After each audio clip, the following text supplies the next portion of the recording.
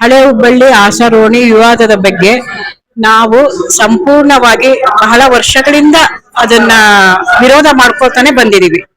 ಆ ವಿರೋಧದ ನಡುವೆಯೂ ಕೂಡ ಅಲ್ಲಿ ಇರುವಂತಹ ಲಕ್ಷ್ಮೇಶ್ವರ್ ಸರ್ ಅಲ್ಲೇ ಇದ್ರು ಅವರು ಕೂಡ ಪುರಾತನ ತತ್ವ ಇಲಾಖೆಯಲ್ಲಿ ಮತ್ತು ನಮ್ಮ ಮಹಾನಗರ ಪಾಲಿಕೆಯ ಗ್ರಂಥಾಲಯದಲ್ಲಿ ಸಂಪೂರ್ಣವಾಗಿ ರೆಕಾರ್ಡ್ ಅನ್ನು ಕೂಡ ತರಿಸಿದ್ರು. ತರಿಸಿದಾಗ 28 ಗುಂಟೆ ಜಾಗ ಮಹಾನಗರ ಪಾಲಿಕೆಗೆ ಯಾಕಂದ್ರೆ ದೇವಸ್ಥಾನ ಇರೋದ್ರಿಂದ ಮಹಾನಗರ ಪಾಲಿಕೆಗೆ ಹಸ್ತಾಂತರ ಮಾಡಿ ಅಲ್ಲಿ ಅಭಿವೃದ್ಧಿ ಮಾಡ್ರಿ ಅಂತ ಒಂದು ಇದನ್ ಕೊಟ್ಟಿದ್ರು. ಆದ್ರೆ ಇವರು ಅಭಿವೃದ್ಧಿ ಮಾಡದೆ ಆ ಜಾಗಗಳನ್ನೆಲ್ಲ ಮನೆಗಳಿಗೆ ಕೊಟ್ಟು ಮತ್ತೆ ಮಧ್ಯಭಾಗದಲ್ಲಿ ಎಲ್ಲರಿಗೂ ತಾವನ್ನ ಅದನ್ನ ಇಟ್ಕೊಂಡು ಈಗ ಒಂದು ಏನು ವಿವಾದಕ್ಕೆ ತಂದು ಒಡ್ಡಿದ್ದಾರೆ. ಇದು ವಿವಾದನು ಕೂಡ ನಾವು ಅಲ್ಲಿಗೆ ಬಿಟ್ಟಿದ್ವಿ.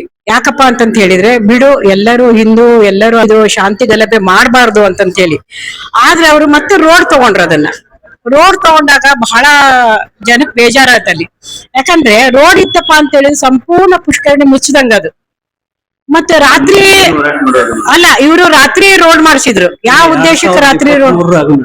ಪುಷ್ಕರಣಿ ಇಲ್ಲ ಅಂತ ಇಲ್ರಿ ಸರ್, ಪುಷ್ಕರಣಿ ಇದೆ ಅಲ್ಲಿ. ಸಂಪೂರ್ಣವಾಗಿ ನೀವು ಪುರಾತನ ತತ್ವ ಇಲಾಖೆಯಲ್ಲಿ ನೋಡ್ರಿ, ಇಲ್ಲಾಂದ್ರೆ ಹಳೆ ಪೇಪರ್ಸ್ ಎಲ್ಲ ಬಾಂಬೆಯಲ್ಲಿ ಸಿಕ್ತಾವ್. ಬಾಂಬೆ ಪುರಾತನದಲ್ಲಿ ಸಿಕ್ತಾವ್.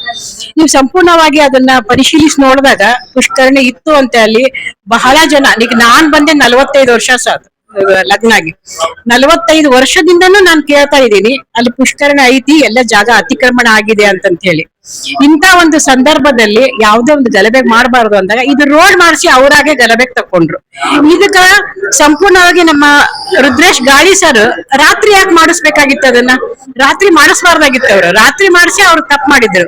ಯಾಕಂತಂತ ಹೇಳಿದ್ರೆ ಅಲ್ಲಿ ರಾತ್ರಿ ಎಷ್ಟು ಜನ ಕೆಲ್ಸಕ್ಕೆ ಹಚ್ಚಿ ರಾತ್ರಿ ರೋಡ್ ಮಾಡೋ ಅಂತ ಜರೂರತ್ ಏನಿತ್ತು?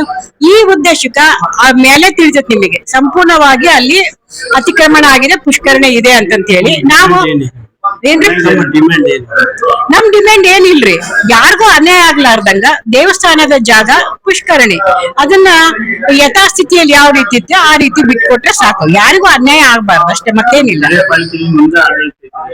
ಸ್ಥಳೀಯ ಪಾಲಿಕೆ ನಮ್ದೇ ಆಡಳಿತ ಐತಿ, ನಾವ್ ಮಾಡ್ತೀವಿ, ಇಲ್ಲ ಅನ್ನಂಗಿಲ್ಲ. ಈಗ ಗಾಳಿ ಸರ್ ರಾತ್ರಿ ಹೋಗಿ ರೋಡ್ ಮಾಡ್ಸಿದ್ನಪ್ಪ ಅಂದ್ರೆ ಇದು ಯಾರಿಗ್ ಗುರ್ತಾಗ್ತೈತಿ ಹೇಳ್ರಿ? ಸರ್ಕಾರ ಅವ್ರದೈತಿ, ಪಾಲಿಕೆ ಅಷ್ಟೇ ನಮ್ದೈತಿ. ಈಗ ಏನಾರ ಇದು ವಿರೋಧ ಮಾಡಿದ್ನಪ್ಪ ಅಂತ ಹೇಳಿ ಮತ್ತೆ ಸರ್ಕಾರಕ್ಕೆ ಹೋಗ್ತದೆ, ಮತ್ತೆ ಹೇಳಪ್ಪ ಆಕತಿ, ಮತ್ತೆ ಮುಂದೆ ಬರೋರಿಗೆ ಮತ್ತೆ ಇದೇ ತರ ಆಗ್ತದೆ. ಈ ರೀತಿ ಆಗ್ಲಾರ್ದಾಗ ಇದಕ್ಕೊಂದು ನ್ಯಾಯ ಸಿಕ್ಕಿ ಪರಿಹಾರ ಸಿಗ್ಬೇಕಷ್ಟೇ ನಮ್ಮ ಬೇಡಿಕೆ. ರಾಧಾಬಾಯಿ ಸಪಾರೆ, ಎಕ್ಸ್ಪಿ.